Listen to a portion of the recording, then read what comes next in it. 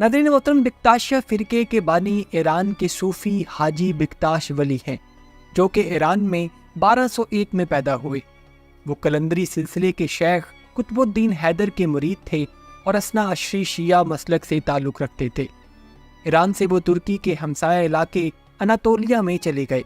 वहाँ उन्होंने अपने अकीदे का प्रचार किया और वहाँ के ईसाई लोगों को शिया सूफ़ी इस्लाम में दाखिल किया।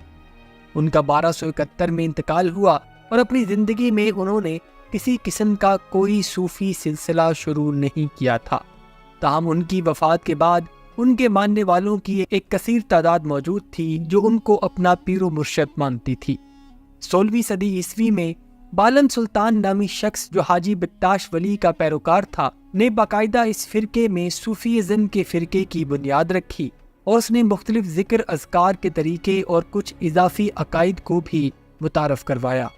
बिकताशिया फ़िरके का मौजूदा पेशवा हाजी बाबा मोंदी है, जो 1959 में अल्बानिया में पैदा हुआ और इब्तदाई तालीम हासिल करने के बाद अल्बानिया की फ़ौज में बतौर ऑफिसर भर्ती हुआ। 1992 में उसने फ़ौज की मुलाजमत छोड़कर बिकताशिया फ़िरके में दरवेश बनने का फ़ैसला किया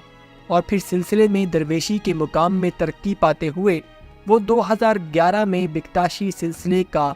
दादा बाबा बन गया, जो कि बिकताशी सिलसिले का सरबराह कहलाता है। नाज़रीन मोहतरम, बिकताशिया फ़िरका दरअसल हाइड्रोडॉक्स मज़हब है, जो कि इस्लाम, ईसाईयत, ज़रतश्त और दीगर मज़ाहब से भी खासा मुतासिर है और इस मज़हब में दीगर मज़ाहब की भी रसूमात और अकायद को परफॉर्म किया जाता है। इनका मौजूदा रूहानी पेशवा बाबा मोंदी अपने गले में सलीब डालता है, जो कि ईसाइयों का निशान है, और इस सलीब के 3 कोनों पर अल्लाह, मोहम्मद सल्लल्लाहु अलैहि वसल्लम और अली अलैहिस्सलाम लिखा होता है। ये लोग तस्लीस यानी ट्रिनिटी के अकीदे पर यकीन रखते हैं। अगर इनके अकायद व नज़रियात की बात करें तो इनके नज़दीक शराब हलाल है, बल्कि वो शराब को इतना पाक और मुतबर्रक मानते हैं कि इसको अपनी इबादत यानी सूफ़ी धमाल में भी इस्तेमाल करते हैं, और इनके मुताबिक शराब पीने के बाद इंसान का बातिन ज़ाहिर हो जाता है और उसकी असलियत सबके सामने आ जाती है। इसलिए इनके मौजूदा पेशवा दादा बाबा ने शराब को न सिर्फ हलाल कर रखा है, बल्कि इबादत से पहले तमाम मर्द और ख़वातीन खुद को शराब पीकर मस्त करते हैं, फिर तमाम मर्द और ख़वातीन मिलकर सूफ़ी ज़िक्र करते हैं और धमाल डालते हैं। ये इस्लाम का वाहिद फ़िरका है जो मरने वाले के इर्द गिर्द मोमबत्तियाँ जलाता है। इनके मुताबिक ऐसा करने से वो मैयत को इज्जत देते हैं। इस फ़िरके में औरतों पर पर्दा करने की पाबंदी है और बिकताशी 2 वक्त की फजर और मगरिब की नमाज अदा करते हैं, जबकि बाकी तमाम नमाजें इनके नज़दीक मनसूख हैं। ख़वातीन भी मर्दों के साथ इबादतगाह में जा सकती हैं और इनकी मसाजिद में किसी गैर बिकताशी को जाने की इजाज़त नहीं होती, जबकि इनकी तकियागाह, जिसको सूफ़ी खानकाह भी कह सकते हैं, वहाँ गैर बिकताशी विज़िट कर सकते हैं।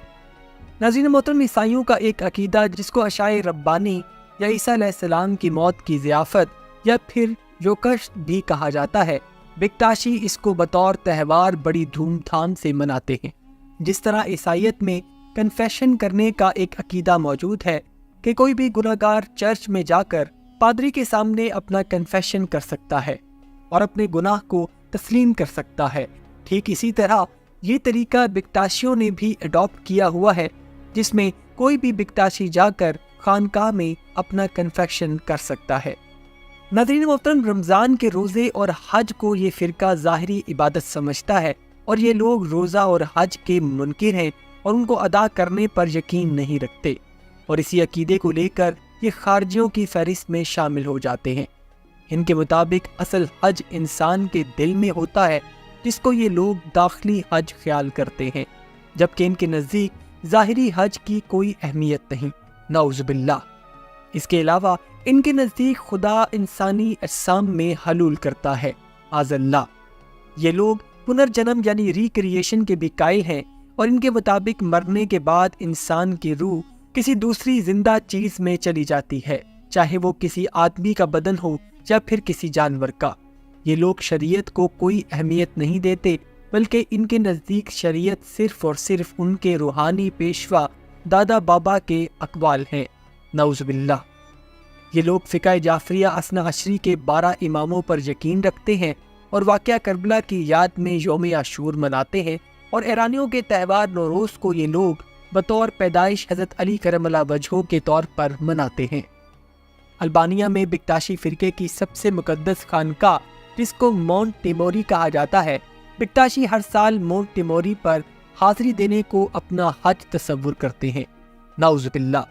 اور یہ لوگ یہاں آ کر موم بتیاں جلاتے ہیں اور بھیڑ کی قربانی دیتے ہیں اور اس کے خون کو اپنے ماتھے پر لگاتے ہیں اور اس کے گوشت کو خود بھی کھاتے ہیں اور اپنے عزیز و اقارب اور غریب غربا میں بھی تقسیم کرتے ہیں۔ ناظرین محترم، مونٹ ٹیموری پر حج کرنے کے حوالے سے یہ لوگ 2 روایات پیش کرتے ہیں۔ پہلی روایت میں ان کے مطابق بکتاشی فرقے کے بانی حاجی بکتاش کربلا کی زیارت کے لیے گئے تو وہاں حضرت عباس رضی اللہ عنہ، جو حضرت امام حسین علیہ السلام کے سوتیلے بھائی تھے، جو کہ ان کے ساتھ کربلا کے واقعے میں شہید ہوئے، وہ ان کے بازو کی ایک ہڈی لے کر البانیہ آئے تھے اور اس کو البانیہ کی سب سے اونچی چوٹی مونٹ ٹیموری پر رکھ دیا تھا، جو کہ اب ان کے لیے ایک مقدس جگہ بن چکی ہے۔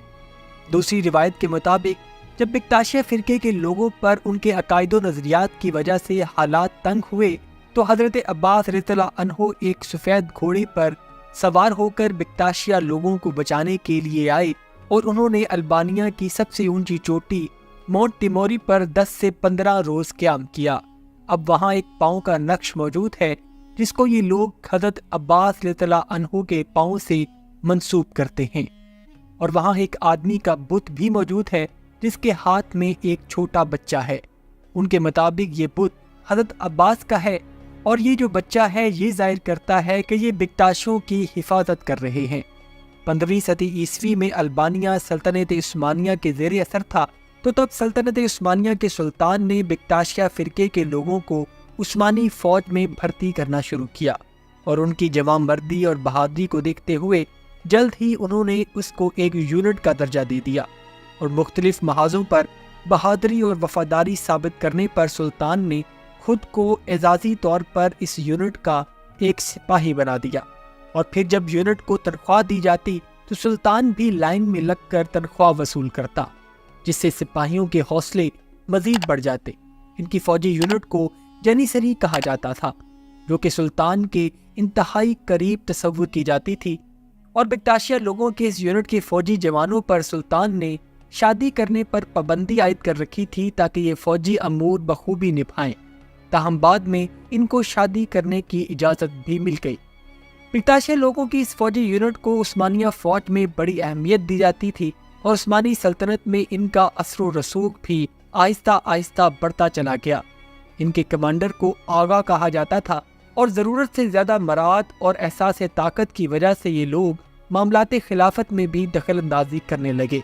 19ویں صدی میں جب سلطان محمود دوئم نے فوج میں یورپی اصلاحات نافذ کی تو اس بکتاشی فوجی یونٹ نے بغاوت کر دی، جس کو سلطان نے اسی وقت کچل کر رکھ دیا، اور اس بغاوت میں بہت سارے بکتاشی مارے گئے اور باقیوں کو قید کر لیا گیا، اور وہ بکتاشی یونٹ جو کبھی سلطان کی سب سے طاقتور فوجی یونٹ مانی جاتی تھی بالکل ختم ہو گئی۔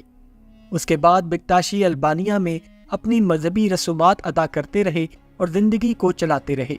اور جب کمال اتاترک نے تمام صوفی فرقوں پر پابندی عائد کی تو بکتاشیہ فرقے کے لوگ اپنے آبائی وطن البانیہ منتقل ہو گئے۔ 1967 میں آنے والی کمیونسٹ البانی حکومت نے مذہب پر دوبارہ پابندی عائد کر دی، اور پھر 1994 میں البانیہ میں ایک سیکولر حکومت کا قیام عمل میں آیا، جنہوں نے صوفی مذہب پر پابندی کو ہٹا دیا